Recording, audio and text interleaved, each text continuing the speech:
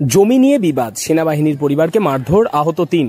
জমি নিয়ে বিবাদের জেরে রণক্ষেত্রের চেহারা নিল মুর্শিদাবাদ জেলার কান্দি। মারধর করা হলো এক সেনাবাহিনীর পরিবারকে। কান্দি থানার গোকর্ণ তেঁতুলতলা তেমাথা এলাকায় 5 কাঠা জমি নিয়ে একটি পুরনো বিবাদ তৈরি হয়। আর সেই বিবাদের জেরেই ধারালো অস্ত্র দিয়ে এক সেনাবাহিনীর পরিবারের 3 জন সদস্যকে মারধর করার অভিযোগ উঠল গ্রামের বাসিন্দার বিরুদ্ধে।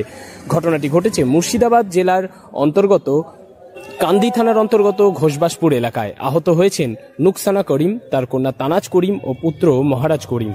জানা গিয়েছে, ভারতীয় সেনাবাহিনীতে কর্মরত শামীম করিম তিনি বর্তমানে দেরাদুনে কর্মরত রয়েছেন। তার পরিবারের স্ত্রী, কন্যা ও পুত্র সন্তান নিয়ে কান্দির ঘোষবাসপুরে বসবাস করেন। অভিযোগ, তেঁতুলতলা তেমাথা এলাকার 5 কাঠা জমি নিয়ে বিবাদ তৈরি হয় শামীম শেখের সঙ্গে রব্বিল শেখ, রিঙ্কু শেখ ও রাজু শেখের পরিবারের সদস্যদের সঙ্গে।